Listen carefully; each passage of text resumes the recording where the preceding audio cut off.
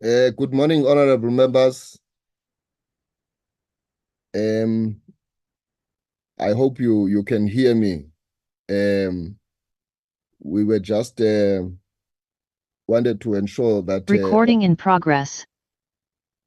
have connected. I would like us to commence with the meeting, and I want to take this opportunity to welcome all of you, honorable members.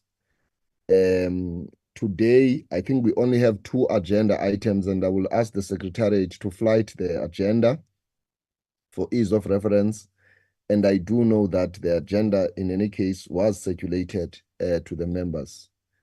I welcome you, honorable members, and I wish to welcome the ministry, and I believe that the Deputy Minister will join us. I also wish to welcome the DG as well as the officials from the Department of Communication and Digital Technologies.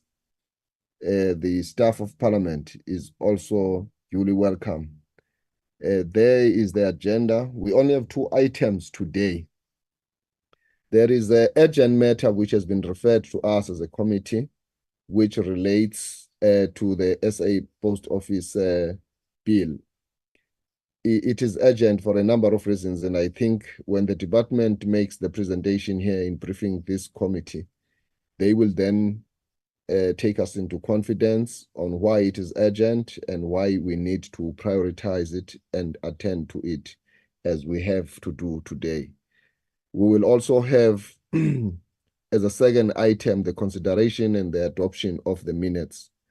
At that point, we would have completed the deliberations on the first item, and thus we will request the officials of the department, together with the political heads, to be released from the meeting so that we can deal with the second item, which is an internal matter.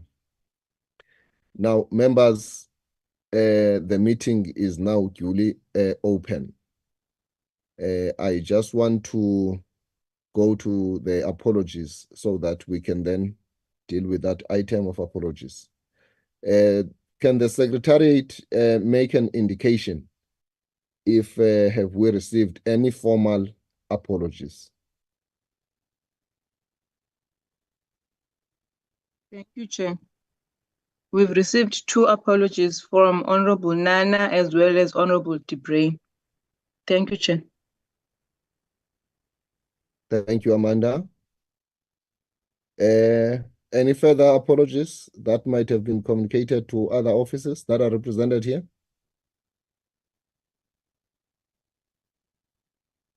No further apologies. Let's deal with the issue of the quorum. Amanda, in terms of the numbers of the members that are in attendance here, do we form a quorum? Yes, sorry. Yes, Chair, we do form a quorum. To constitute a forum, members, that is confirmed. Let's then move on to the first item on the agenda and invite the Deputy Minister to step up and take us through by giving us a political overview on the matters that are related to this bill that has been referred to us. And then Deputy Minister Mapulana, what you will also help us with is to introduce perhaps the designated official who is going to take us through the detail of this briefing. I take this opportunity to welcome you, DM, and invite you to migrate to the podium to address the members of this committee. DM? Let me just do this. Chair, you can see that it is me. I'm going to request that I switch off the camera, Chair, so that where I am now, I'm not trusting this connectivity. So I'm going to ask that I switch off my camera. As I introduce this this item, Greetings to yourself, Honorable Chair, and all the honorable members of this select committee, and also to the delegation from the department. This morning, Chair, we're also presenting the progress report to the Cabinet Committee. So the Minister is briefing the Cabinet colleagues, and I'm sure he's supposed to be accompanied by the Director General. So Director General is not in the meeting.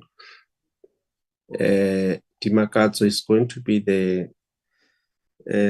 official who will be taking us through the bill. But just some few remarks, Chair, before I hand over to Dimakatso. Just to paint the context under which we are coming to you with this bill, and say that the South African postal landscape, and indeed the international one, has experienced fundamental changes over a number of years. The introduction of digital technologies, and in particular the era of the internet, has significantly altered the postal landscape. It has changed how people communicate with each other. More and more people have moved away from the letter post, which has been the traditional function of the post office, to other forms of communications. Since the introduction of these digital technologies, and in particular the internet, SAPO has been struggling to adjust and reposition itself, Chair, to the changed market conditions which affected its business and its bottom line. Hence the current conditions in which the post office is finding itself. As you know, honorable members, the South African Post Office is currently in business rescue after a very long period in which it experienced revenue loss as a result of the loss in the market share, and a lot of other factors which affected the post office to be where it is today. As you know, that one of the creditors approached the court seeking the liquidation of the post office, and we had to intervene with the support and the approval of Cabinet to request that the post office should be placed under business rescue instead of being liquidated. So that is the current position. The court has granted that, and the 2 business rescue practitioners have been appointed. They have been at work. They presented last year, towards the end of the year, they presented the business rescue plan to all the creditors, which was voted for and approved by the major creditors, and which is currently being implemented. As I said, we are briefing Cabinet this morning. The Minister is in the Cabinet Committee on the progress that the business rescue practitioners are making in rescuing the post office. A lot of work has been done. Our sense, given the reports that we're getting from them, is that it's possible to rescue the post office. It is going to require some financial injection, though, which is a matter that the Cabinet is seized with.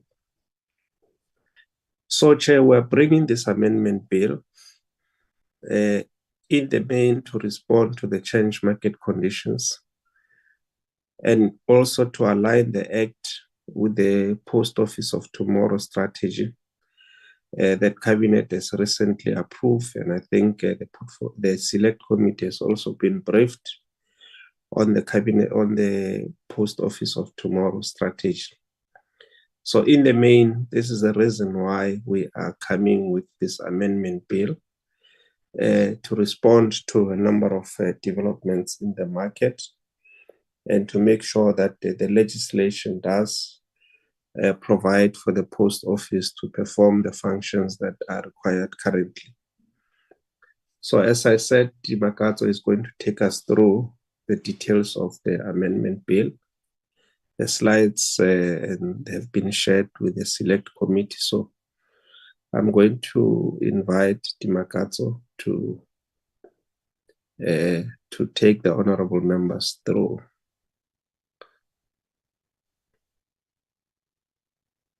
Dimakatso.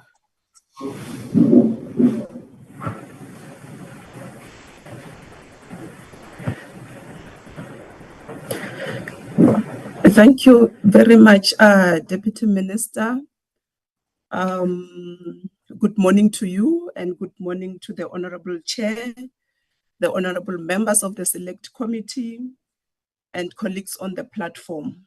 And once again, thank you for giving me the opportunity to make this presentation of the South African Post Office SOC Ltd Amendment Bill.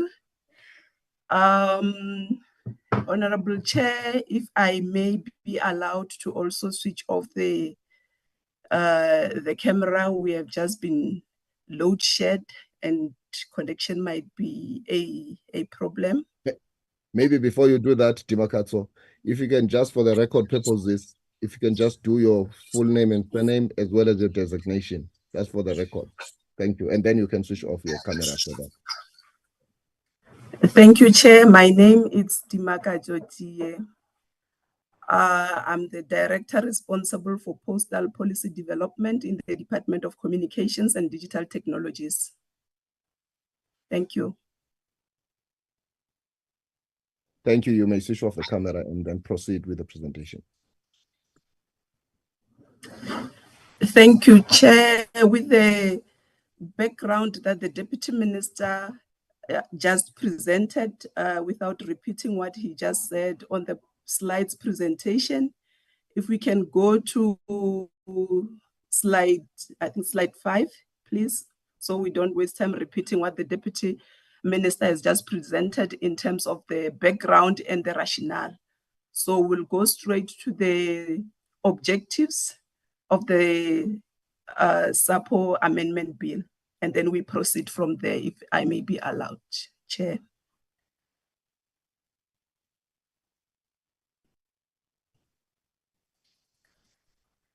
Can we go to slide 5, please?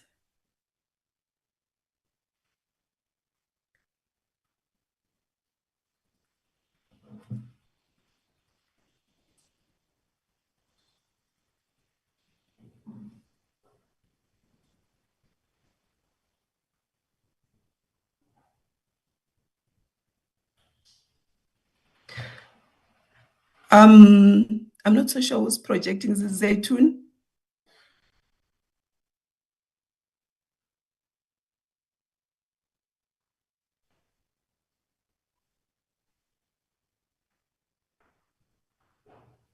Is there a problem, Dimakatso? We're on slide 5. Oh, there might be a problem from my side. My apologies. I think I'll just go on and present. My apologies from my. Yeah. Okay, it's only moving. Yeah, it's only moving now from my side. Yeah, the next slide, please.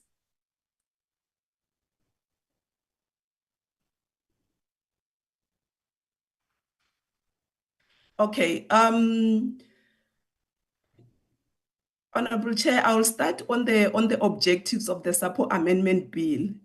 In terms of the objectives, Chair, next slide. In terms of the objectives, the main purpose of this is to mainly amend the South African Post Office SOC Limited Act of 2011. And this is so as to provide the revised and expand on the mandate of the South African Post Office as provided for in the SAPO Act and also in the Postal Services Act, to repurpose the post office infrastructure to provide diversified and expanded services so as to exploit the infrastructure capacity that is there to extract value and forge partnerships with other stakeholders, and leveraging on the widespread network infrastructure serve as a facilitator for the provision of government services. And also we are providing for the revised governance structure to address any problematic provision that were identified during the implementation of the SAPO Act. And we are also saying that we need for SAPO to serve as a logistic and e-commerce provider, as well as a logistic partner for other e-commerce and logistic player, including SMMEs and informal traders, and for SAPO to serve as a digital hub for businesses and communities, and also serve as a designated authentication authority that fulfill its role as a national trust center. And this has been pronounced in the e-commerce act. And also we provide for the establishment, the functions, the appointment of the STAMP advisory committee, as these are issues that were not covered in any of the acts that governs the post office or the postal sector. If you can go to the next slide, please. So in terms of the process in finalizing the amendment bill, SAPO was developed by the department in consultation with key stakeholders, which was SAPO and National Treasury at the initial stages. It was submitted and presented to the economic sector, investment, employment, and infrastructure development cluster after certifications were received from relevant authority, which is the Office of the Chief State Law Advisor for legal drafting, and the DPME in the presidency for the CS report. And those were the CS sign-off was also granted. On the 25th of May 2022, the bill was presented to NEDLAC Development Chamber as part of the consultation processes, and this was to enable NEDLAC and its social partners to make preliminary input. On the 1st of September 2022, NEDLAC further convened a capacity building workshop where the DCD formally tabled the revised amendment bill that incorporated public comments to the social partner for review.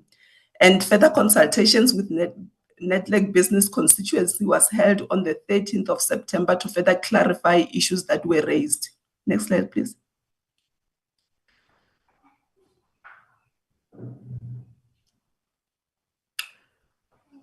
So there were other meetings which were held with NEDLAC on the 14th of September and 7th of October, and the bill was subsequently approved by NEDLAC, and a detailed report on those engagements was submitted to the department. So following the public, the publications of the bill for public comments, the following stakeholders also made their written inputs to the department: SAEPA, which is the Southern African Express Parcel Association, which is an industry association representing over 100 courier operators registered in terms of the Postal Services Act. We received also a submission from the Take a Lot group, the Independent Communications Authority of South Africa, and the South African Post Office. So in the main, during the public consultation, stakeholders supported the expansion of SAPO mandate. And this is even though SAEPA and Take a Lot indicated that there's no need for legislative amendment to expand the mandate, which the department and other stakeholders did not agree. As the SAPO, as we all know, it's governed by a statute, which in terms of its mandate, corporate governance, structural formation. So anything that is to be changed needs to be aligned also to the legislation that is governing the entity. Hence, we could not agree with what other stakeholders were saying in terms of not having to amend the legislation that is governing SAPO. Next slide, please.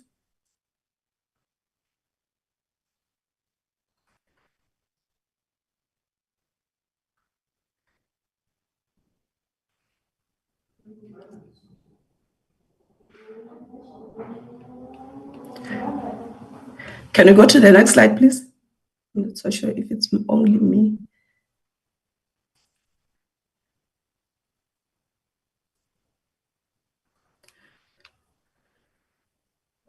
I can see the slides is not moving from my side, but I'll continue. So the revised bill incorporated stakeholders' inputs.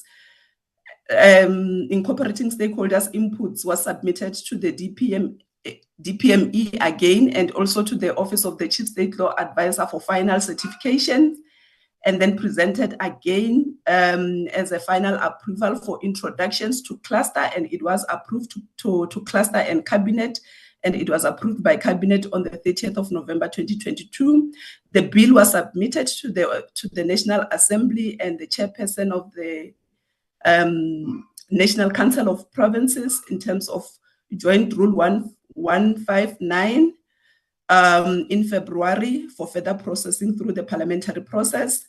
So the department further engaged once it was tabled with the Office of the Chief State Law Advisor and also the Bill's Office in Parliament in terms of finalizing and certifying the bill.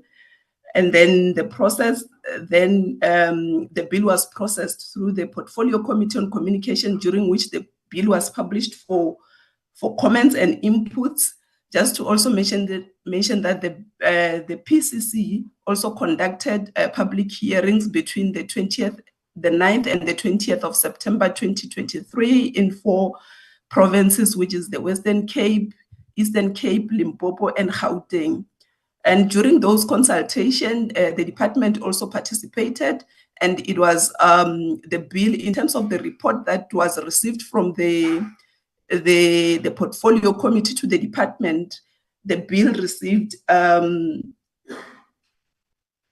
overwhelming support, even though the department also, even the Portfolio Committee acknowledged the difficulties and the concerns that were raised regarding the poor service delivery due to challenges currently facing the post office. And that in the main, the communities were saying that they would want to see a post office that is functional, as it is accessible and convenient for most of the poor communities. And these issues are being addressed, as the Deputy Minister indicated, are being addressed through the business rescue processes to ensure effective and efficient service delivery by the South African Post Office. So following that approval by the PCC, the bill was adopted by the National Assembly during the second reading debate on the 30th of November 2023. So now I will go straight to the detailed amendment to the SAPO bill. If you can go to the next slide, please.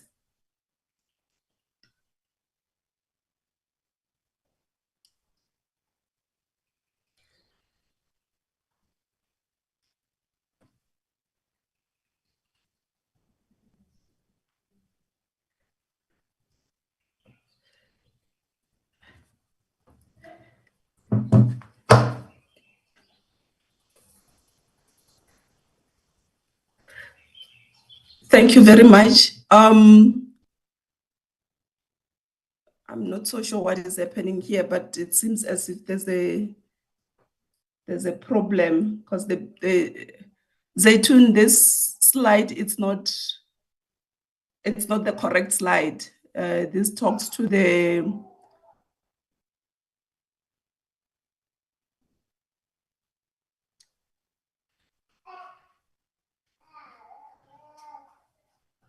Can you go to the next slide?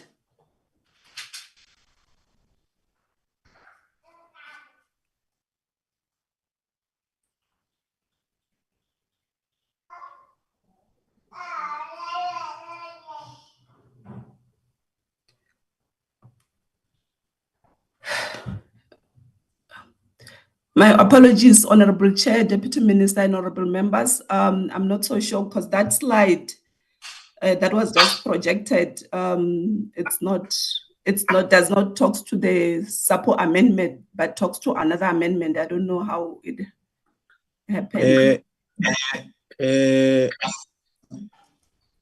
Dimakatso, you have been made the host. So you can share your own screen with the committee. Are you able to do that?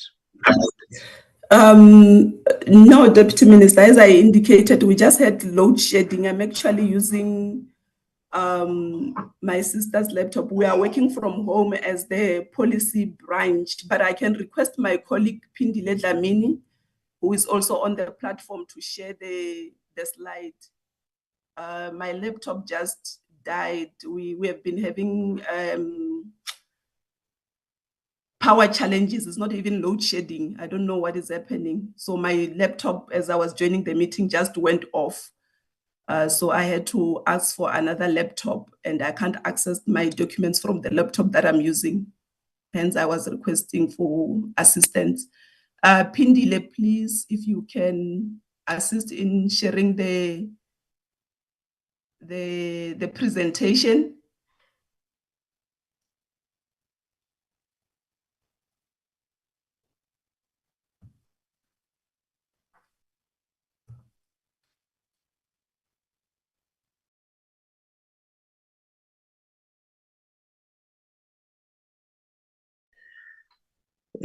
Our apologies, Chair. It looks like our team is disorganized here.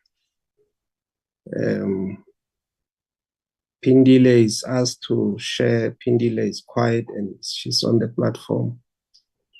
Zaytun has got the wrong one.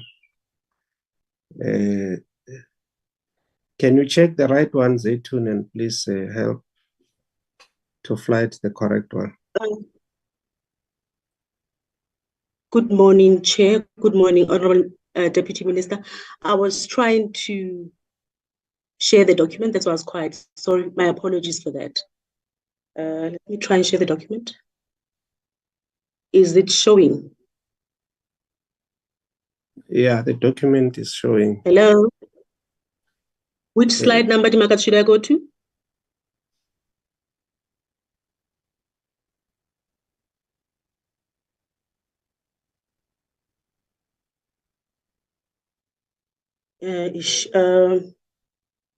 I'm trying to find out from Dimakat which slide number I should go to so that you can start continue the presentation, Chair. My Sorry, apologies. I was talking muted. Can you go to slide 11, please, Pindi, if I'm not mistaken?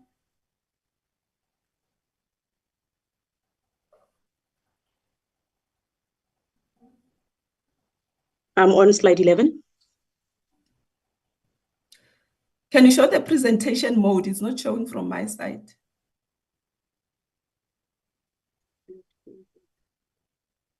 Okay, can you, yeah. Can you go to the slide 10? Let's go to slide 10.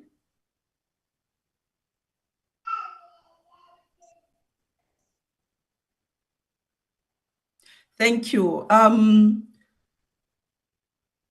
No, you're sharing the same document, Pindi. This is the same document that was circulated. Oh my word, it's a wrong document. Can you please share the document that was presented to the PCC? Is it a wrong document altogether, or it is just that slide that is wrong? Because if you are able to pick up what is wrong in this slide, then you know that it is stating something that misrepresents the intention and the object. Isn't it? No, the intent, thank you, Honorable Chair. My apologies once again. The intention and the object were correct. I'm not so sure what happened. Pindi, can you share the presentation that was presented to the PCC, please? Because it's the same. I think I don't know what happened. Yeah, these are. Let me try and look for that. Please.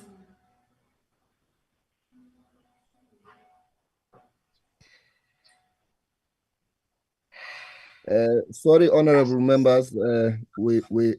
I beg for your patience here. There is just a mishap insofar as the document. So please be patient. I'm sure they will be able to resolve it.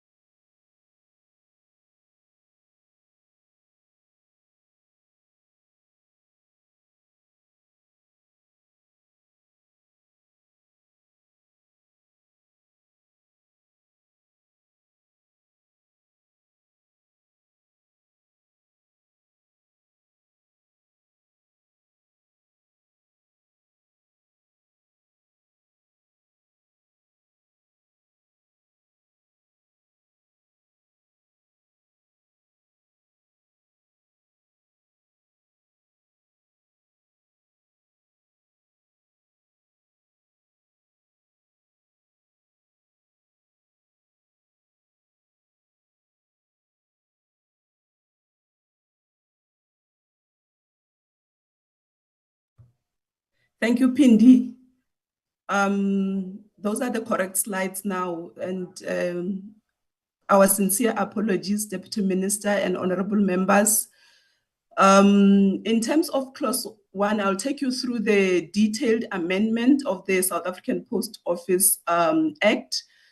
Clause 1 deals with the amendment and insertion of definition of words under section 1 that are used in the bill for better understanding and ease of interpretation. In terms of clause 2, where we have provided amendment of section 2 of the Act and inserted new objects under paragraph F, and those objects are expanded to ensure that the Post Office is not only empowered by the legislation to provide basic postal services, but also empowered to provide other value-add services, to expand on its revenue-generating streams, and also for SAPO to position itself as a facilitator in the provision of government services as provided for in the National Integrated ICT Policy White Paper of 2016. So under clause 3, we are providing for the amendment of section 4 by inserting number of duties to expand on the SAPO's mandate, as well to legislate more services that SAPO can venture into to ensure relevance and sustainability.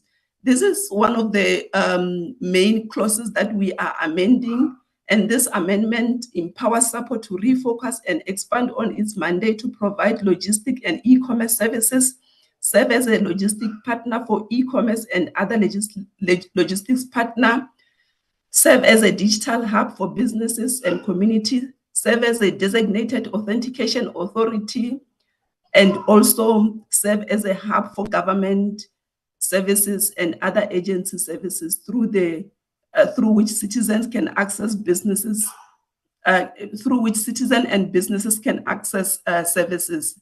And this is, as we have looked into the infrastructure that is there of the Post Office, that it can be effectively utilized. Excuse me. It can be effectively utilized for the benefit of everyone, including the Post Office itself, so that they remain relevant and sustainable in the process. Next slide, please.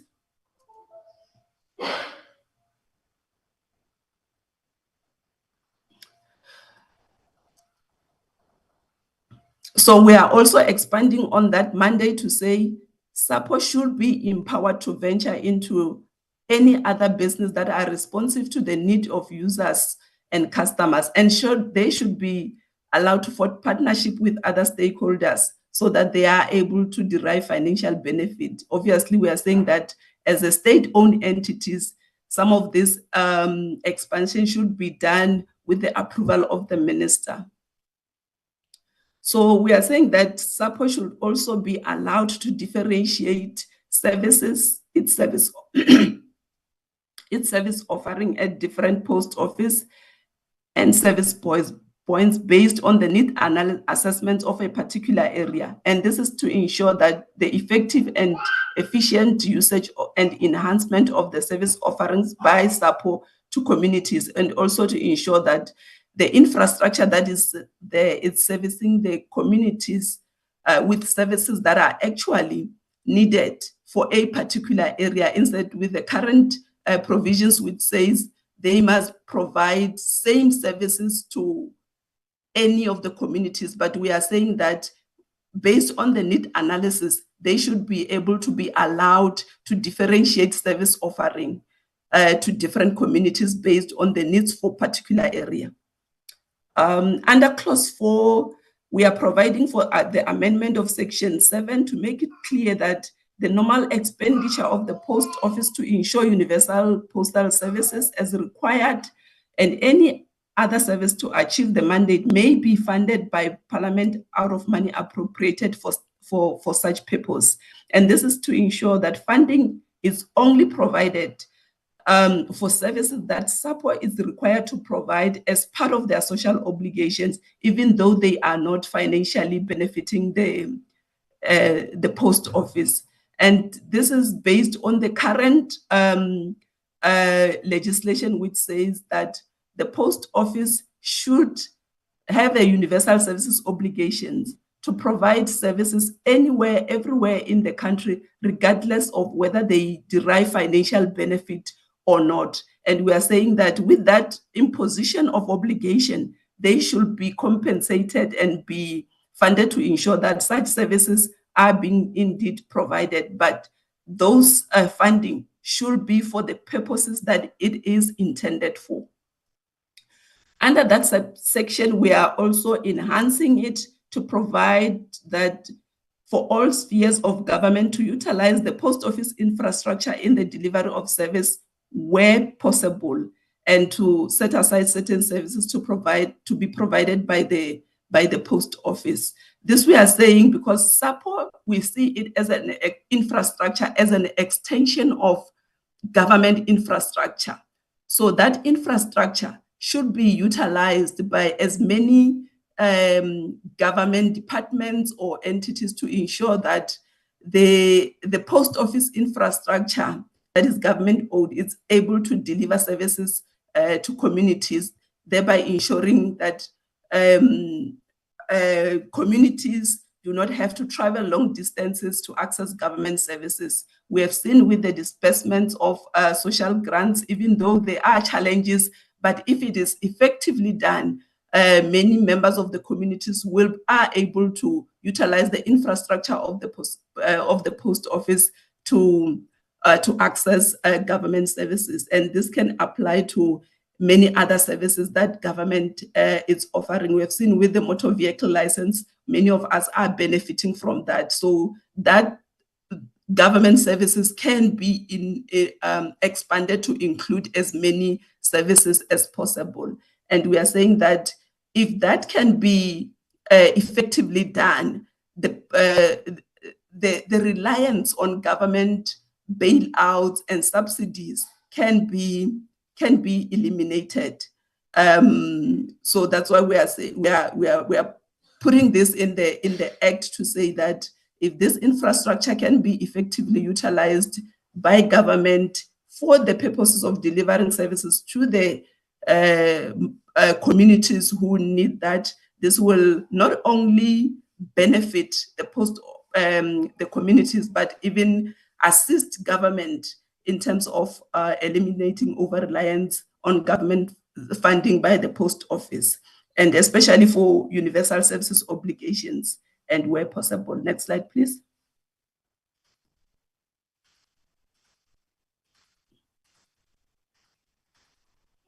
Next slide, Pindi.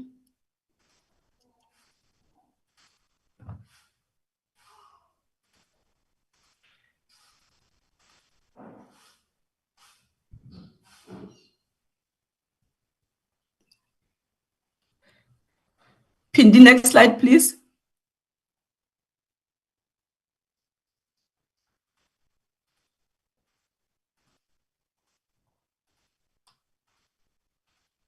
Pindi, can you hear us? Next slide, please.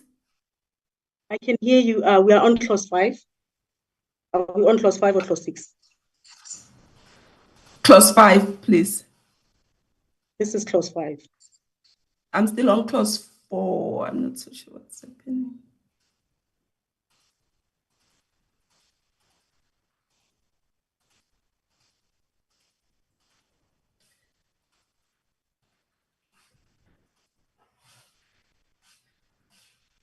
Can we try again, please? I'm not so sure what's happening with my laptop.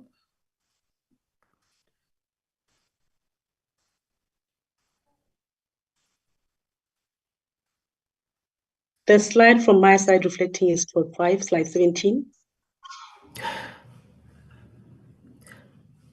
Ooh.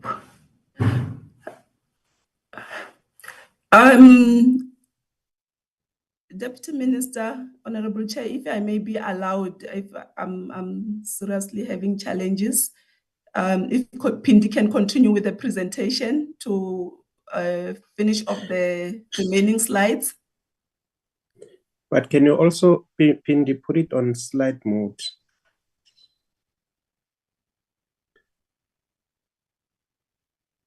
On the bottom right, there is an icon. The third one on the right. Yes. I hope that they are not using primitive gadgets, DM, coming from They are your not- department. Yeah, we should be the leader in this. I don't know why colleagues are doing this, but yeah, it's fine now. Can you see Dimakatsu now? It's on slide mode. No, Deputy Minister, I still cannot see. Okay, Pindi, proceed. Maybe we can go to the, okay, go, I think, yeah, I can see it now. Thank you. Go, yes, thank you. Oh, no. Yes, Pindi. Thank you. My apologies once again. Under clause 5, we are providing for the amendment of section 8, and in this, we are reducing the maximum number of non-executive member of the support board that the minister can appoint from 10 to 9, and also provide for a minimum of 5. And we are saying that given the financial challenges that support is facing, this is to ensure the maximum number of board is kept as minimal, to ensure saving where possible and do away with any excessive cost. And also the revised is to assist to break the deadlock during the board meetings, and the revised number will still be sufficient to ensure the effective functioning of the board. The provision of the minimum number will also provide leadership without interruptions to ensure that temporary vacancies in the board due to resignation, or if the board cannot be fully appointed, does not invalidate the existence of the board. There's also an amendment to remove the provision of the deputy chairperson of the board. And this is because the position of the deputy chairperson in the board, it's practically not existent. So we are removing that even from the act. We are also amending under that subsection to delete subsection 5 and subsection 6 in line with the decision to remove the post office as the holding company of for the Post Bank. And this has been done even through the amendment to the Post Bank Act. Next slide, please.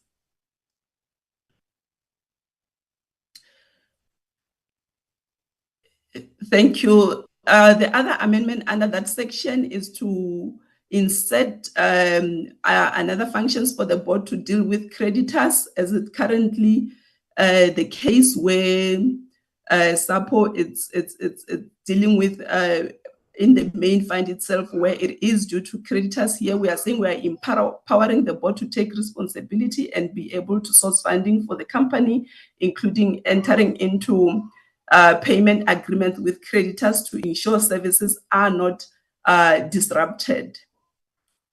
And this is so because as we know that once the amendments are finalized, SAPO has to report to Parliament, and these provisions are provided to ensure that Parliament is also able to hold the post office accountable in terms of what they are expected to do in terms of the legislative framework that is governing the post office. Under clause 7, we are providing for the amendment of section 11 to delete subparagraph C of subsection 4, and this is to remove the need to have banking business skill to be appointed as a board member, as this was made in line with the post office being considered to be the shareholder and the holding company of the post office previously, which decision has, as we are aware, has been reversed. So the section is further amended by the deletion of subparagraph AI, which compels the minister to nominate 2 union members to the board. And we have seen during this process that the nomination from the union takes longer, because in most of the cases, some names that are being submitted will be without the necessary skills, and they will be insistent on those names, even though the Act specifically indicates that this is just to remove the the obligation on the minister to appoint any nominated. So we are saying that the appointment should be based on the skills. If a name that is submitted without the requisite skill, without the requisite skill is submitted, the minister should not be compelled to appoint that particular person to the board. But we are still saying that the unions will still be invited to nominate in this regard. It just has to make sure that the nomination that is being submitted to the minister is for the people that have the skills as provided for in the Act. The next slide, please.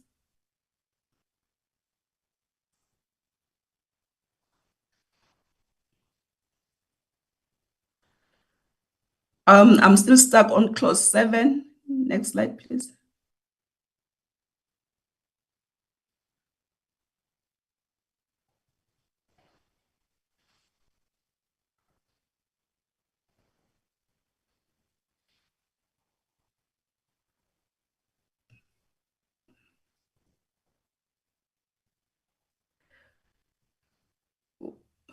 Can you go up and down? Yeah, clearly, Dimakato, you've got a problem with your gadget there, because the screen that's appearing is clause 8 and clause 9. So maybe let's ask Pindile to conclude this, because now this to and fro is not good, Diamond. Pindile, can you finalize the rest of the slides?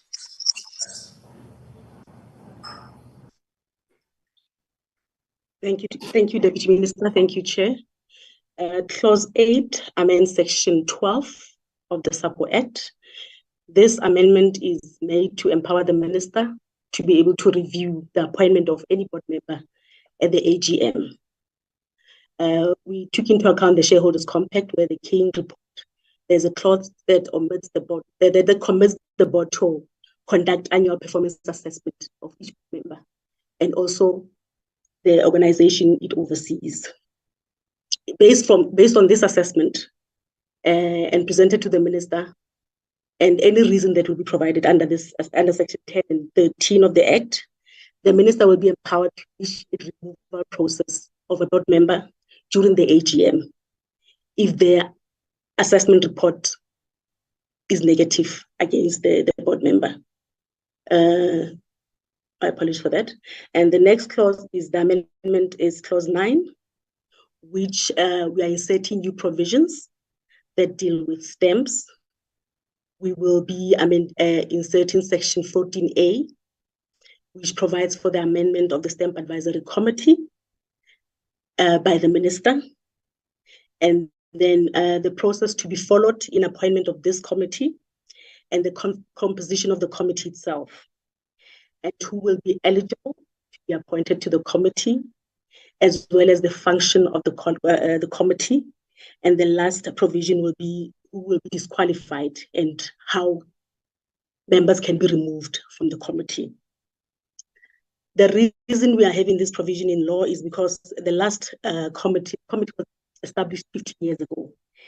And there has been a vacuum in terms of policy, or even in the law, in terms of how this committee is appointed, or its term of office or reappointment. So in acknowledging this vacuum, we have a proposal to include these provisions in law so that we have these processes in place to ensure that we know how the committee is appointed. The next clause is clause 10, which amends Section 17(1) of the Act, which ensures that the CEO of the company concludes a performance agreement with the board and not the post office as it currently states. And reference to the post office in the Act as well, the fact that they're concluding the performance agreement with the CEO has also been removed, which has been problematic as it created ambiguity on who the post office reports to. The subsection is also amended to remove reference to the CFO and COO, as it's only the CEO of the organization that concludes the performance agreement with the board. and the other two conclude a performance agreement with the CEO. So we needed to have clarity in law in relation to that. The next amendment is clause 18, which provides for the amendment of section 25, subsection 1 and subsection 3, which deal with interventions by the minister. The first amendment is to replace a reference to the post office with the word board, so that we are consistent in relation to the language that we've been using, that the board and not the post office interacts and reports to the minister, and also ensures that the board is held accountable. The section is further amended to remove restriction where the minister may only replace the removed board in the same manner as the initial board was appointed. If the challenge that we found is that if the initial board was appointed using the nomination committee as provided for in the Act, it means that the minister is compelled to follow the same process when replacing the board, which has proved to be lengthy and cumbersome, and we are trying to avoid that. The next amendment is clause 11, where we have increased the term of office for an administrator who will be appointed by the minister from the current period of 3 months to 12 months, and for them to report to the National Assembly within 18 months after they are appointed. The current time frame, which is 3 months, is not reasonable and has proved to be not sufficient time to ensure that the administrator is able to do his job by developing and implementing turnaround strategies and plans required in instances where the board is dissolved. This was shown with the appointment of the previous administrator that 3 months is clearly not sufficient. Subsection 4B is being deleted as it insinuates that the board will be there even after the administrator is appointed, and requires that the board, while the administrator is and requires that the board not interfere while the administrator is responsible. Next. The South African Post Office, this is the conclusion, I believe. My apologies for that. The South African Post Office, in conclusion, plays a critical role in providing multiple services to communities, and with its widespread infrastructure, it should be positioned to provide services that respond to the ever-changing needs of customers, business, and citizens. Through the postal market study that was conducted in 2022, the report revealed that private operators would rather operate in areas that are lucrative and financially profitable to them and with low operational costs. This leaves the majority of the citizens in the country, especially in rural areas, dependent on the post office for their postal and related services. It is envisaged that upon the enactment of this amendment bill, the post office will be positioned to provide multiple services as indicated in the amendment, thereby ensuring financial and operational sustainability. The amendment will further ensure that the post office is accountable and monitored effectively in terms of the implementation of the Act, and it will not hide behind current law that has limiting powers and mandate overtaken by the developments within the sector and technological advancements. It is therefore recommended that the Select Committee supports the bill for further processing. Thank you, Chairperson and Deputy Minister and colleagues. Thank you very much, Pindile. Honorable Chair, I think that concludes our presentation.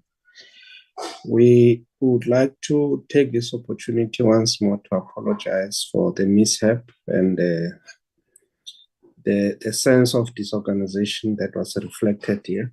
I think when we come back, colleagues will make sure that they are better prepared. I think we need to take this platform seriously. Some of the excuses we give are not really excuses that we should give to this August House. But our apologies, Chair. The presentation has been made, as you can see. The colleagues had to resort to the presentation that was done to the PCC. But basically it's the same presentation. Over to you, Chair. Thank you. No, thank you very much, Deputy Minister, for your words. I will not repeat them. I'm happy that you made that statement. You are a lead department in terms of communications in the whole country. We look up to you. We draw the pattern from yourselves. We benchmark in terms of how you fend in respect of technology and intelligence, you know, artificial intelligence, amongst others. DM, let's also express our appreciation to Udima Gatso for taking us through this presentation. I am now going to invite the members, and I see that they are getting ready to ask questions even before I invite them for hands, but they have already raised them. Well, this is the nature of the activists, the advanced cadres of our movement who are here in this parliament. I now invite the honorable members to interact with this presentation. I see the hand of Honorable Magwala, Honorable Ngwenya, and Honorable Bibi. In that order, honorable members, Honorable Magwala, the platform is yours.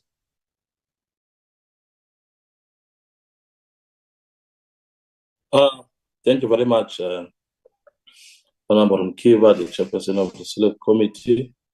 Let me take this opportunity to greet the department and of communication and the members in the committee and the DG with all the challenges, and then we accept that the chairperson is leading us in terms of accepting that apology. Chairperson, mine is to welcome the presentation and the bill, the amendment bill. What is most important to us is that as our SOEs must be protected at all costs, and we'll have to thank the department of trying to rescue the post office and coming with such amendment bills. Mine is to just ask the department is that since now you are bringing us these bills and everything, that we will never go back to the history of post office nearly died in terms of that. Do they cover all the aspects in terms of the post office, because they are expanding its mandate and services, which is quite good, because we must always be the center of government when it comes to such services of post office. So mine is only one question, is that we shall never ever again in our lifetime see the post office going to a dustbin. Is this now the master plan to rescue the post office for life? Thank you very much, Chairperson.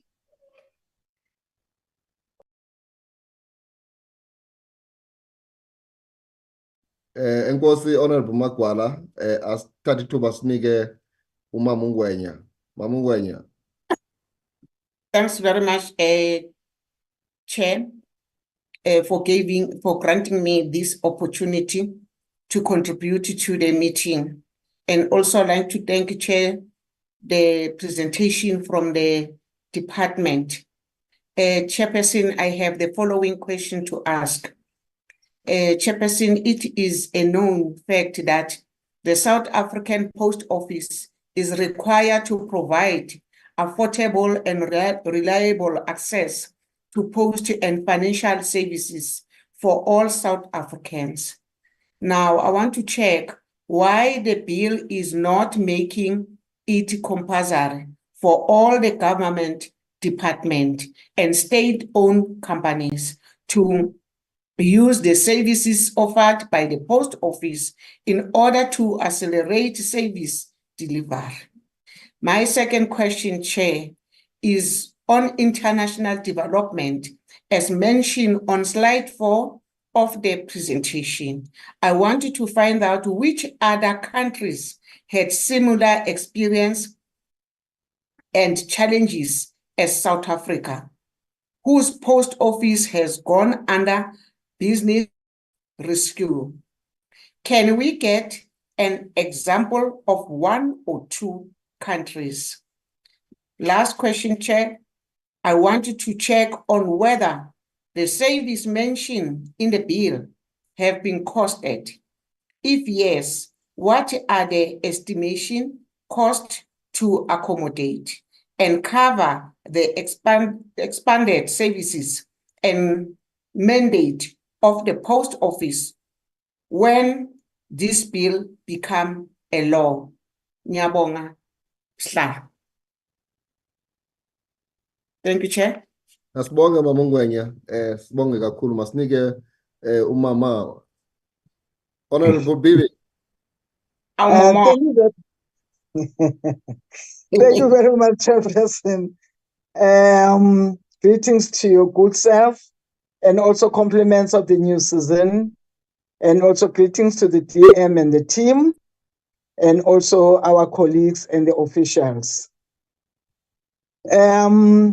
Chairperson, I would like to thank the presentation, and also I just have 2 questions. The first one, it will be, Chairperson, in terms of the objectives of the bill regarding stakeholders and partnerships, can you give us example of such stakeholders or partnerships?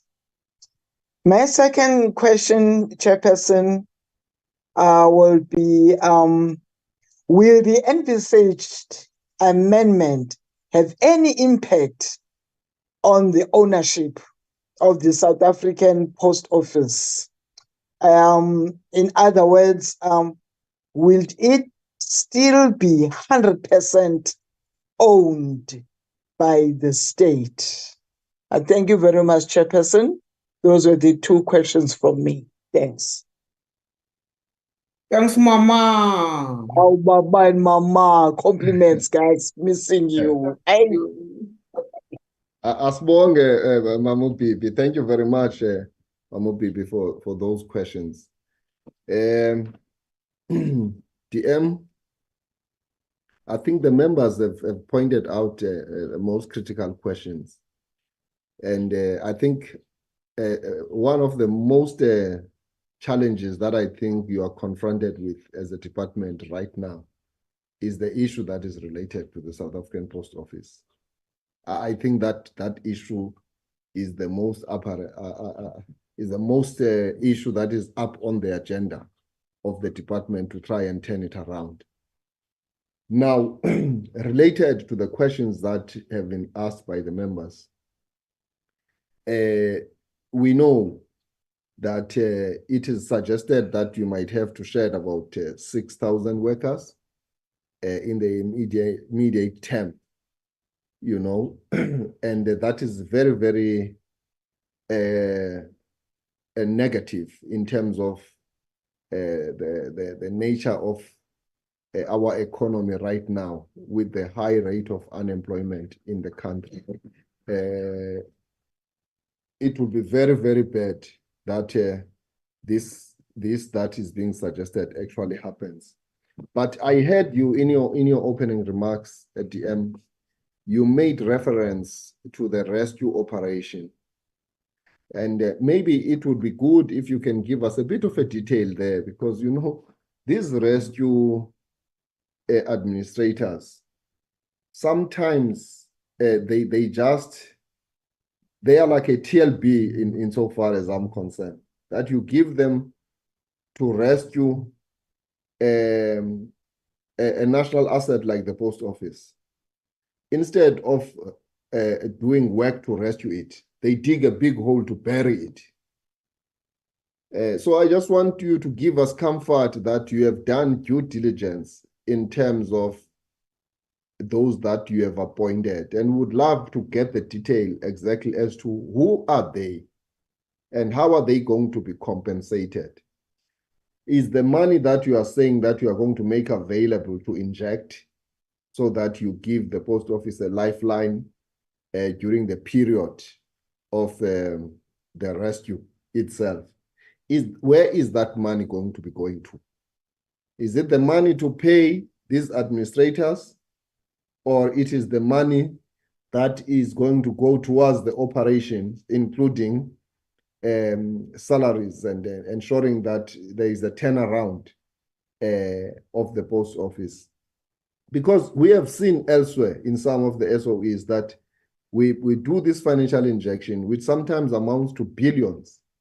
And then these guys pay themselves millions a day for just sitting there looking at papers or on something that we know how it should be turned around. So we would want to get a sense of comfort that is this not going to be the same way in terms of arrangements between the department and those that are appointed to do this work. That is an area of concern, Deputy Minister. We cannot afford to waste any more monies. And I would also love to know, because money that is used as a bailout is taken from somewhere in a process which is called reprioritization, where funds are shifted from one function to this one. So I would want to know, where will these resources be coming from? It will be very, very, very much critical for us to know between the negotiation that you have as a department and the Treasury, where they're going to be taking that money from. Because the reason why I'm asking that question, in the past, we saw that resources that were meant for infrastructural investment or development in rural areas for people that are in the margins of our society was actually the ones that were targeted to be used for bailouts. So it will be very critical for us as to understand the source of those funds and what were they previously designated to do and where were they going, so that we have ease in terms of what you intend to do. I think my question will revolve around that. And the second question, DM, there seems to be an under-communication, and I would like to bring this to your attention, between yourselves and the unions, particularly unions that are affiliated to COSATU, which is the biggest federation in the country. Can you kindly ensure, DM, at a political level, that you close ranks and have a robust and a constructive engagement with the leadership of the unions? It would not be good that you would be talking from two sides of your mouths, as the political heads as well as the unions themselves. I think it's important that at your level as a minister and deputy minister, you engage the leadership of COSATU to the extent that there is a clear understanding on the matters that are related to what is happening at the South African Post Office. It wouldn't be good if such a misunderstanding can actually go out in the open. Because I think it's an issue of not talking to each other and not talking to one another. And I think when you talk and you look each other in the eye, eyeball to eyeball meetings, and make each other understand about what is happening, because the views of the workers in this process is very key. There is nothing that is going to be able to move forward without their input. And you may get sometimes the best advice. It can't just be advices and ideas of the bureaucrats that are going to take us to the next level in terms of resolving problems in our country. So we must, at all material times, ensure that the labor is brought into the equation, particularly a labor movement that is progressive and that is the biggest in the country. That it mustn't seem that it is complaining that it is not being spoken to. So I would appeal that that matter is actually tackled. With respect to the presentation, we see the rationale, and we think that we will be in support of what you are here to seek from this committee, because we know the challenge, and we are going to give it an okay, but we must ask the questions that we have asked, which have been asked by some of the members. And the intention of us asking these questions is to further ensure that we enrich this bill, so that by the time that it serves in the Senior House of Parliament, we have satisfied ourselves as well as this committee, which is a line function committee, to strengthen, to identify the blind spots that needs to be covered, so that it is all-encompassing and it becomes an instrument that resolves what you are here to ask for. So from my point of view, we take comfort that in terms of the content entailed in the presentation, yeah, it does speak reason and volumes in terms of you trying to resolve all the problems at hand. And I think in that way, there is no way that we can stand before this. We will definitely propel it forward. So that being the case, DM, I think that is the overall input from my side, and we will now give you back the opportunity to respond. Over to you. You will decide, DM, whether you will speak last or the officials will start, and then, yeah, the decision is yours. Over to you, Honorable One. Thank you very much, Chairperson. And thank you to the honorable members for the comments and the questions. I'm going to ask the Dimakadzo and Pendile to respond to the technical ones. And then I'll come and deal with the other ones, which are more political. If I may hand over to Pendile. I think in the main, Chair, I'm going to respond to two of your questions on engagement with labor, particularly COSATU-affiliated unions, and the source of the funds, as well as the retrenchments. Okay, Dimakadzo, your mic is not muted, and then there's noise in the background.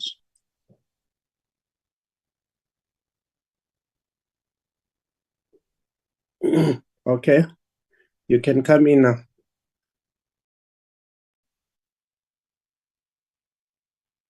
Thank you, Deputy Minister. Thank you, Honorable Chair and Honorable members for the questions.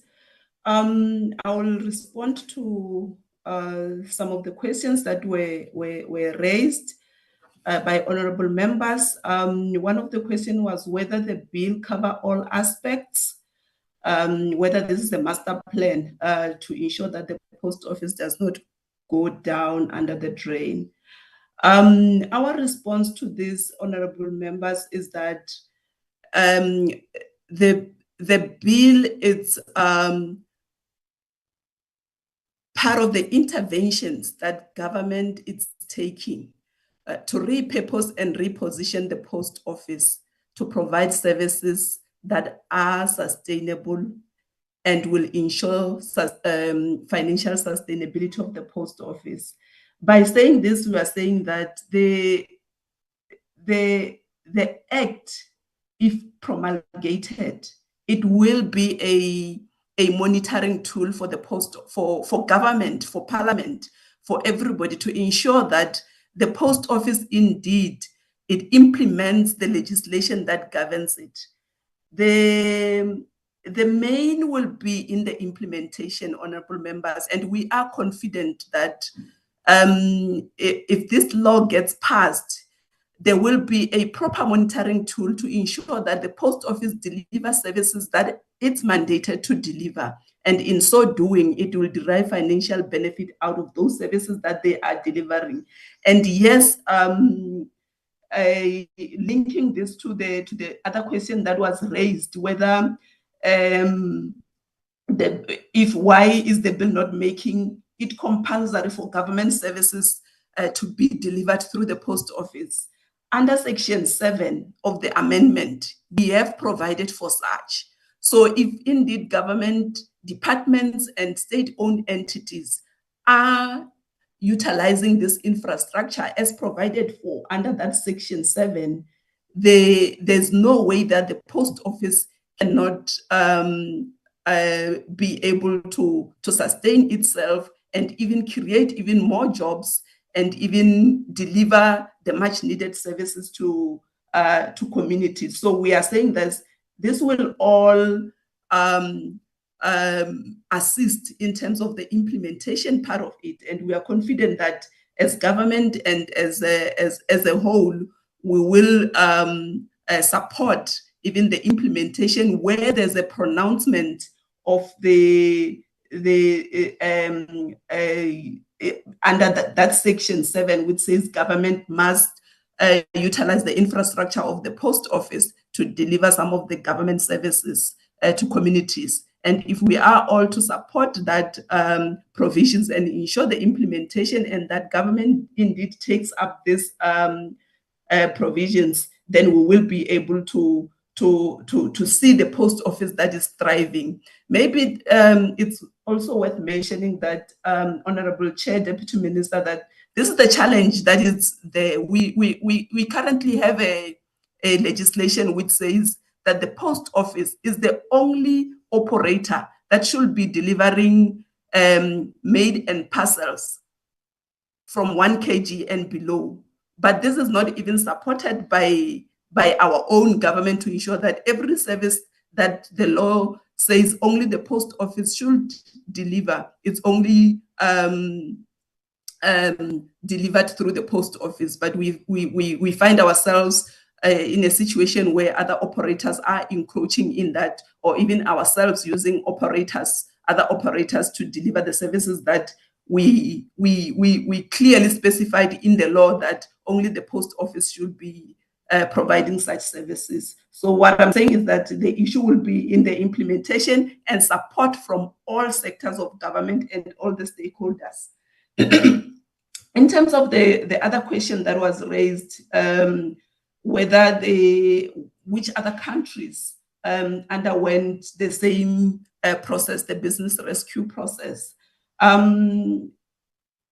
I do not have the country specifically for the business rescue, but I know of many countries that are facing similar challenges in terms of them not being sustainable, financially strained. Many of them, we have an organization in the name of the Universal Postal Union, and this is the international body under the United Nations, which is responsible for the postal sector globally. And this organization, it has 192 member countries. As we participate, South Africa is a good standing member of the Universal Postal Union. As we participate in those forums of the Universal Postal Union, day in, day out, we are being informed of the post offices that are going through similar challenges, even though they are not yet at the business rescue process, but they are facing similar challenges in terms of the provision of services, the services that they are providing, which is outdated, which the UPU has taken upon themselves to make sure that they develop strategies that member countries can adopt and make sure that the post office delivers services that are relevant. Hence, some of the provisions that we are proposing are aligned to this international development. So there are countries who are struggling. They do receive financial support from the from government, either in terms of subsidies. Some even have like universal services obligation funds, where member countries, where where private operators contribute to that universal services fund to fund the universal service obligation that is imposed on the designated operators, which is the post offices, and then they'll receive government subsidies and other assistance, and even being utilized as an agent for the delivery of government services. So there's what we are proposing here. It's not unique. It's something that many other countries are adopting, as many operators are even are having similar challenges, including even in some of the developed countries. For example, like the United States, which reported in one of the meetings of this organization that they've received a huge funding to revamp and revitalize and digitally transform the post offices in terms of to make sure that they deliver services that are relevant. In terms of the question around partnerships example, we have indicated in the amendment bill under the object that SAPO needs to forge partnership with other service provider, your e-commerce service. We know that in terms of the e-commerce, we order things online, and the post office should be at the center of the delivering those. Many of us now do things online, and the post office should be at the center of delivering those services, either as a hub where some of the goods are stored and then delivering, or even have a digital hub where they house as many service providers as possible, in terms of making sure that they are able to even sell their goods and services even online, and be in that value chain, be able to deliver service even on behalf of other businesses, especially the small businesses and even informal settlement, informal traders. And also the issues that I've just spoken of government partnering with government and government entities in terms of delivering services. And then the issue of ownership, of course, SAPO will still be we are not proposing any changes in terms of the ownership. It's still 100% state owned. The other issues, Deputy Minister, I think is the issue that you said you will respond to with regards to the business rescue related questions, and also the issues of the communications with unions, unless if I missed any other question. Thank you, Deputy Minister. Thank you very much, Limakatso. I'm not sure if Pindi wants to add. Are you covered? I am covered, Deputy Minister. Thank you. Okay, thank you very much. Chair, I think one of the things that we should appreciate is that the postal landscape has been altered fundamentally by the introduction of the internet. The internet has almost revolutionized how we communicate. Those of us who are on the 5th floor would recall that the only means of communication in the past was the letter post. There was no any other means. And so the post office was able to establish the expansive network that it has now in the country, because there was a need to utilize that method of communication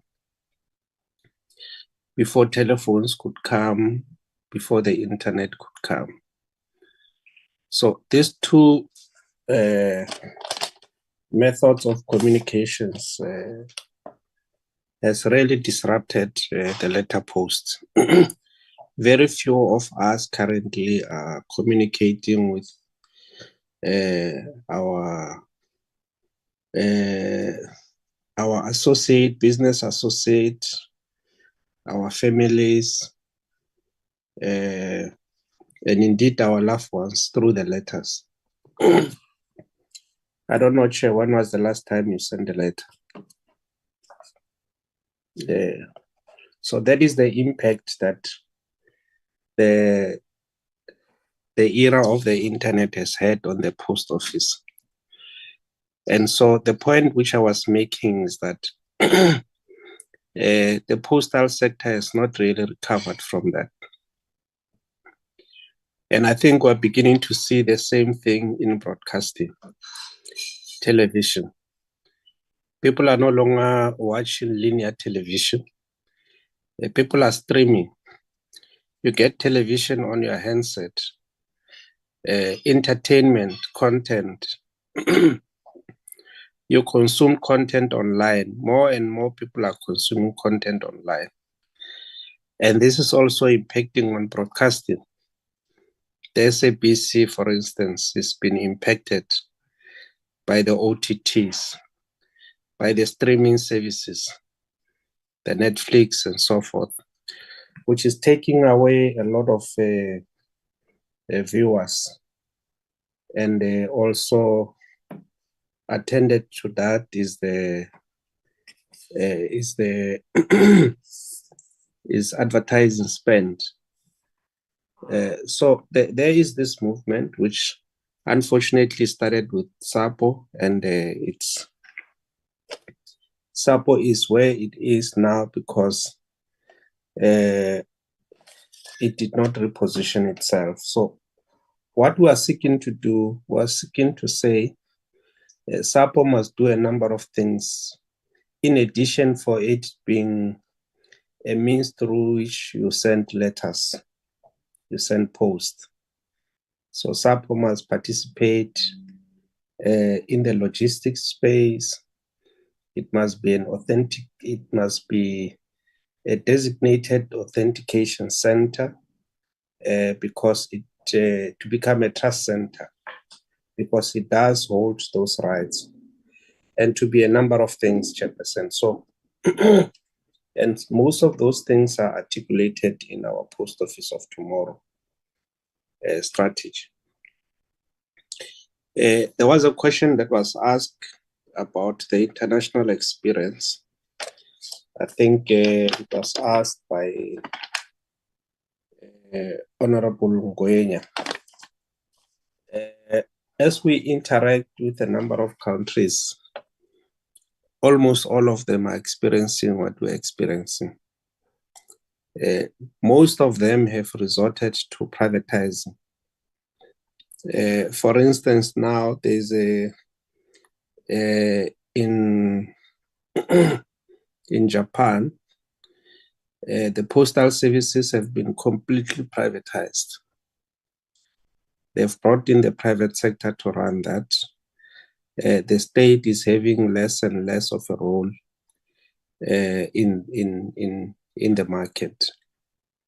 And so are the other countries. We know that even some of the most advanced capitalist societies, like Dimakadzo was mentioning, the US. The US has come, let me use the appropriate word, is strongly supporting the postal sector because they understand the strategic significance to their own national security. of the post office. They are not privatizing it. But the postal operator of the US was not going to be successful if there was no strong state support. And in countries where they are not strongly supported by the state, those postal operators are struggling and more are being privatized. But in our own context, we don't advocate for privatization because we don't think that it is the panacea for all the ills that are afflicting this entity. We still wish to remain with a strong state participation in the postal market because, as we know from experience, is that the private operators are only operating the lucrative routes. They are mostly concentrated in the urban areas. And so if we completely privatize, what will happen to the underserved communities? They are not going to be served because it's not going to make any commercial sense. So that's why we continue to advocate for strong state participation and the ownership of the South African Post Office to continue to be in the state's hand. Of course, the strategy Post Office of Tomorrow does advocate for strong partnership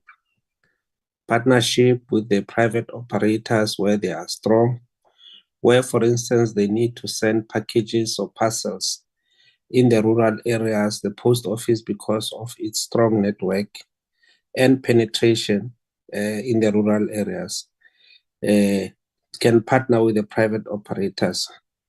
In the logistics space, the post office can partner with the private operators, and in the e-commerce space, that partnership can be there. So we advocate for strong partnership as opposed to privatization. There is an issue that is ongoing, Chair, of ongoing litigation of the sub 1 kg, which is supposed to be the exclusive mandate of the post office. As you know, that the private operators, the law was very clear that parcels below 1 kg and the post, it's supposed to be the exclusive mandate of the South African Post Office because legislators wanted to protect that market. But we know the private operators have come into the fore. They are operating in that space. They've litigated. They are saying it's unconstitutional, uncompetitive, promotes monopoly and all of that. So that's where we are now. As Dimakatso was saying, the expectation was that the colleagues in other government departments were supposed to support that exclusive mandate of SAPO and make sure that their post is handled by the South African Post Office, but of course it is not the same. So it's an issue that we're dealing with currently through the litigation process. But we think that the Act as currently drafted will advance those protections. Lastly, Chair, on a briefing, as you requested on the business rescue process. I guess, Chair, maybe we should schedule an opportunity in the future for us to give you a comprehensive progress report on the business rescue plan. Because as I have said, currently we are briefing cabinet through the cabinet committee, and I don't want to make pronouncements here which have not been finalized and properly processed through the cabinet process. But what I can say is that I think it's a common cause, or it's public knowledge, that the appointed business rescue practitioners, Mr. Anush Ruplal and Junito Martins Damons, were appointed by the court as the joint business rescue practitioners. They started earnestly working on the business rescue plan, which they finalized, and they presented that business rescue plan. Well, they published it on the 23rd of November for comments. And on the 7th of December, there was a meeting of all the creditors who the majority adopted that business rescue plan. So as it is now, we're working on the basis of that business rescue plan, which was adopted by the creditors, for which, as the shareholder, we have welcomed that development.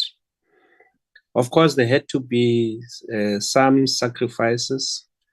Many of the creditors had to make big sacrifices. For instance, the South African Post Bank, which is the major creditor of SAPO, had to make big sacrifices in terms of whatever that it is been owed by the post office. So now, after the plan has been adopted, so it is been implemented.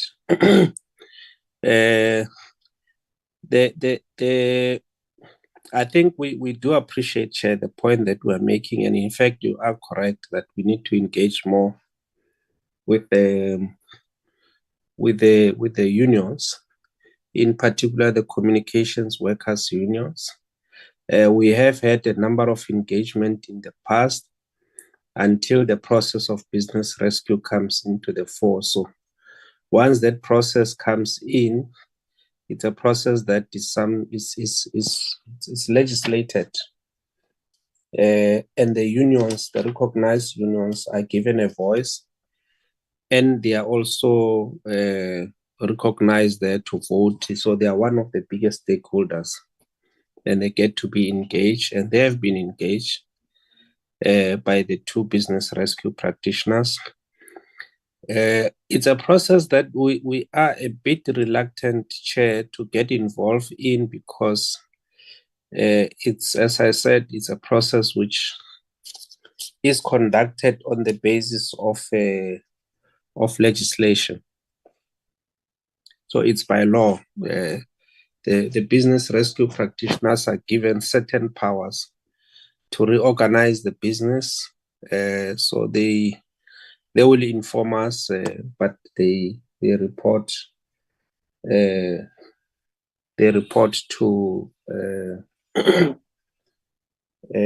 the creditors, and they are held accountable in terms of their professional practice by the courts. But we do take your advice, Chair. We will engage. The minister has already made that commitment that he will engage with the unions in particular, and COSATU, so that we can understand this process from the same page. They can also be allowed to give some advice to ourselves as to what exactly is it that we need to do. Of course, given the constraints of the law in as far as this process is concerned. You asked the question, Chair, where will the funds be coming from, and what are they going to be used for? I did say, Chair, that from the business rescue plan, it's quite clear that there will be resources that will be required.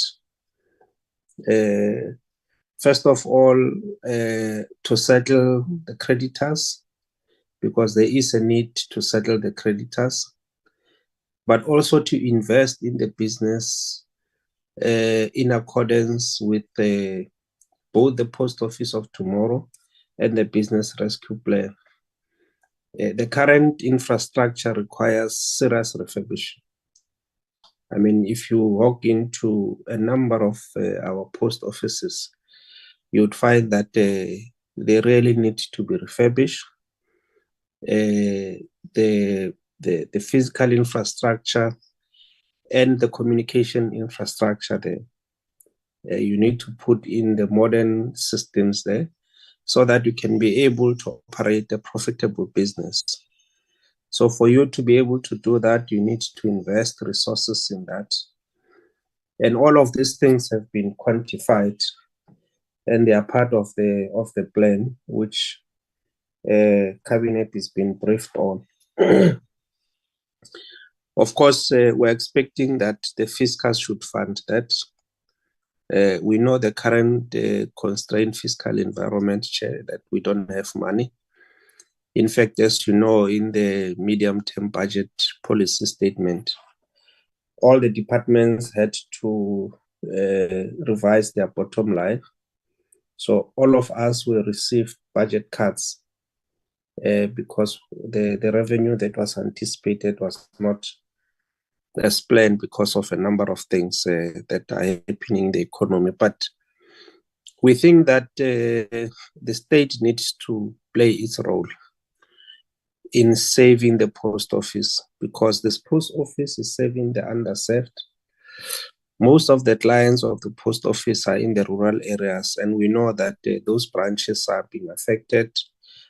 Most of them are closing because of the dire financial situation. So it's a conversation that we're having with National Treasury Chair to try and see if they can come to the party to save the post office, because if we don't get this support, it's going to be difficult for the post office to continue as a business concern, and all the plans that we have are not going to come to fruition. So I hope, Chair, that we have been able to respond to most of the questions that have been asked, and I would like to thank you and hand over back to you. Thank you very much, DM. Thank you so much. I think your answer was quite detailed and elaborate. So I think it meets the threshold of contentment. We also wish to thank the officials for the answer to the questions of the honorable members. We really appreciate that. I don't see any indication for follow-up questions, which means that the answers provided are satisfactory. I think let's take this opportunity to express our appreciation, DM, to you and the department for having come through here. I know that it's procedural, and some people will say you don't thank the fish for swimming, but we are humans, and we are human beings. We've got feelings, and we have to appreciate when people take an extra mile in their position of responsibility to ensure that over and above the procedural issues, people, you see that what they are doing, they are not just doing it as a mere ticking box mechanism, but there's clarity of the mind, commitment and passion to the job at hand. And so this shows that indeed we can take our country forward within the framework of a developmental state and build a better society. So with those words, we wish to thank you, and without any waste of time, we can release you to go back to your office to do the work that you are expected to do as public office bearers. Thank you so much, DM, and thank you so much to your officials as well. Thank you very much, Chair, and thanks to the honorable members. Thank you.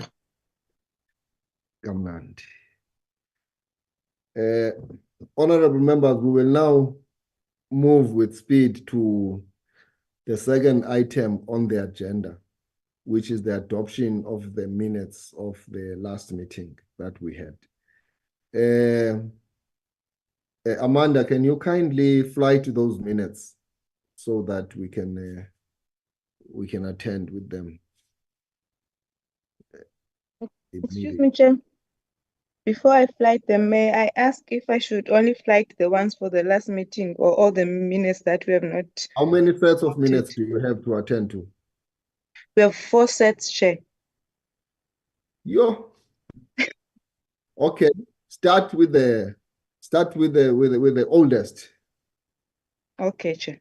Yeah, start from the oldest, and then we go through them in that order.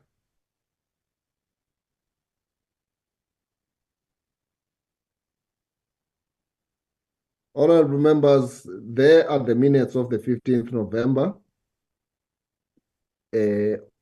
On this particular day, we were dealing with the report and financial statements from one of the entities of the Department of Communications at a domain name authority, including the report of the independent auditors in financial statements and performance information. Those are the members in attendance. Go down. If members pick up anything on those pages where there's acknowledgement of attendance, apologies, opening remarks, welcoming remarks, minister's apology noted, opening remarks by the Deputy Minister, and then the presentation on ZATNA. Members will recall this clearly. Then the deliberations, and then responses on questions that were posed.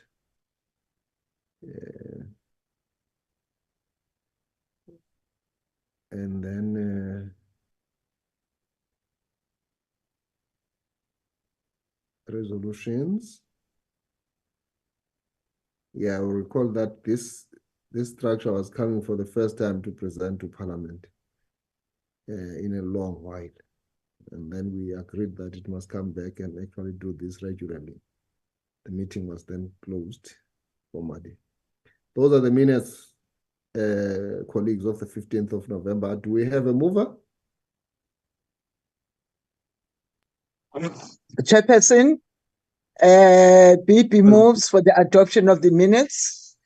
Honorable BP moves for the adoption of the minutes. Do we have a seconder? Chair, Honorable Modise, second. The Honorable Modise seconds. yes. Thank you, Honorable Modise. The minutes are duly adopted. Let's move to the second set of minutes of the 24th November 2023. Here we're dealing with a briefing update on DCDT, on South African Connectivity Project, with regards to connecting the district municipalities and government institutions, schools, hospitals, clinics, police stations, and traditional authorities. You may have to include that because it's very important that it be foregrounded here. Those were the members that were in attendance. And the apologies are also acknowledged. Welcoming and opening. Deputy Minister remarks, go down, giving a high-level overview on the matter. The presentation, go down. And the deliberations and the interaction with the presentation by way of asking questions and making comments, and then the responses. And then the conclusion. Honorable members, those are the minutes. Do we have a mover? Ngwenya, Chair, I move them to adopt the minutes. Kwena yametsi. Mamungwenya moves. Do we have a seconder? BP seconds, Chairperson. Mamu PP seconds. These minutes are now duly adopted as a true reflection of the meeting of the 24th. They are the minutes of the 29th November 2023. Here, we're getting a briefing on Alexco. on the community leadership stability, which is a CPA issue, and the profitability of the entity in its business activities, including planned financial compensation as per the deed of settlement to members of the Reichterfeld community. Members in attendance, apologies.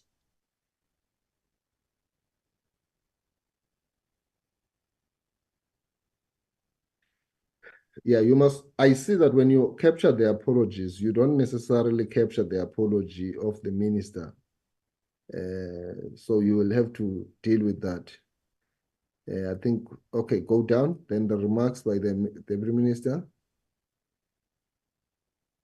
Obed Papera, the presentation.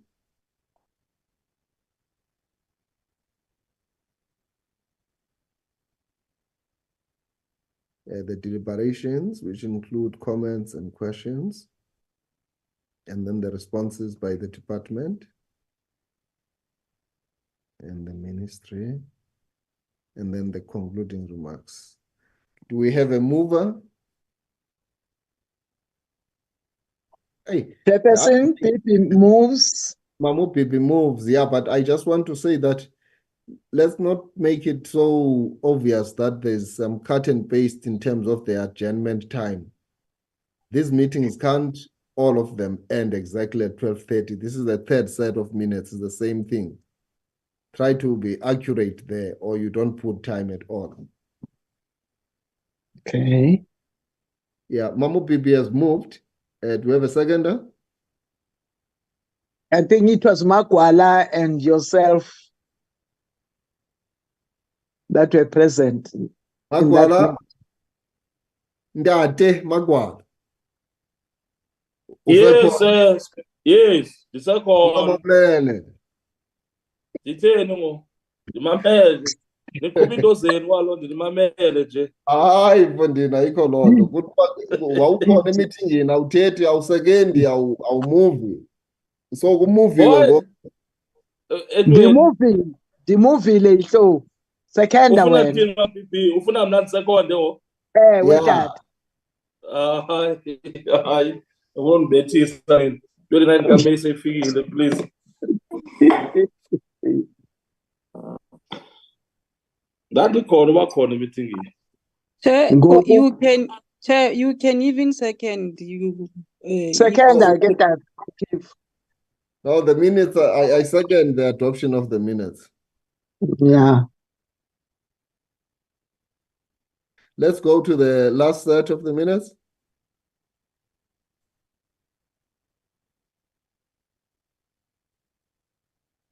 Uligwala Magwala. Uyikubethwa. Awuyoyika ligwala nyani. These are the minutes of the 7th of December, 2023. And this was the briefing by the Department of Public Enterprises on the progress made with regards to the implementation of the Zondo Commission recommendation report. Those were the members that were present.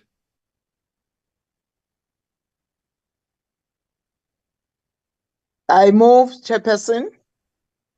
Sorry, can you just go back? Are there apologies there?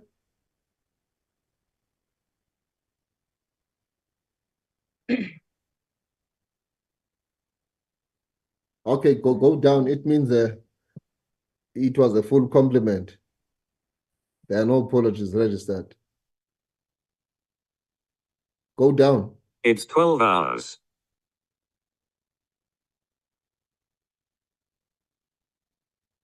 Opening remarks, Deputy Minister, remarks, go down.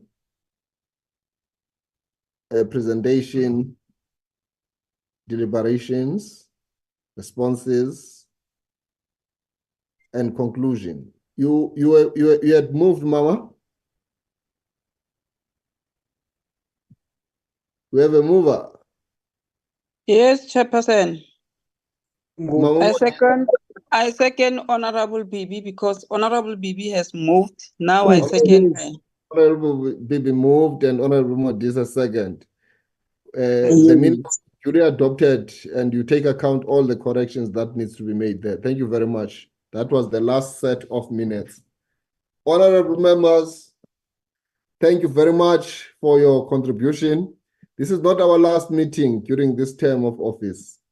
I am made to understand, but I think it's important that we note the fact that the president has announced the date of the national and the provincial elections on the 29th of May.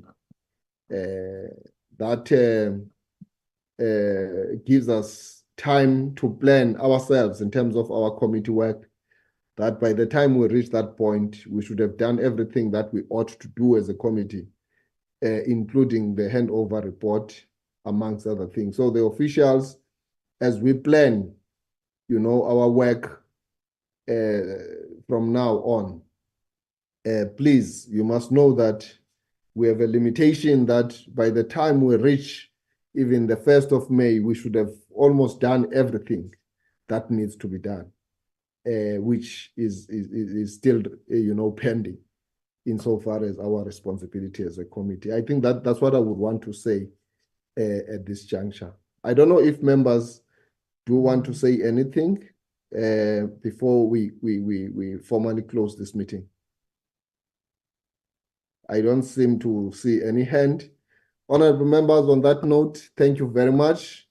This afternoon, you know that there will be the presentation of the budget policy speech by the Minister of Finance at 2 p.m. Some members will be there. Some members are attending SOPA. Myself, I'm going to the Eastern Cape, so I will miss that one because I have to travel to attend the State of the Province address. Thank you very much, honorable members. I think the meeting is now adjourned. Thanks very much, Chair. Thanks, Baba. Thank. Recording stopped. Oh, Pima Momodise. This is I'm doing ANC work. I'm doing ANC work. Siyabonga. Siyeza. Because there are people that are dreaming. 34%. 34%. Ayasaba magwana.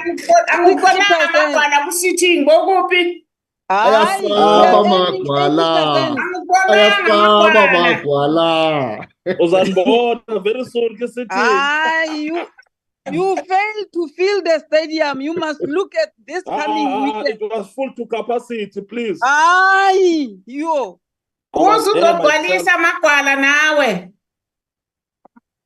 It's to stadium Yes, fighters they always fill up the stadium. But abantu bayathanda uhamba ngaphandle baye beach. Ya ezintanga zenu yizo ezithanda ukuye beach. Yayazi amakhazana wena azawuhlala ezazidura amamanu president. Bye. Bye. Bye.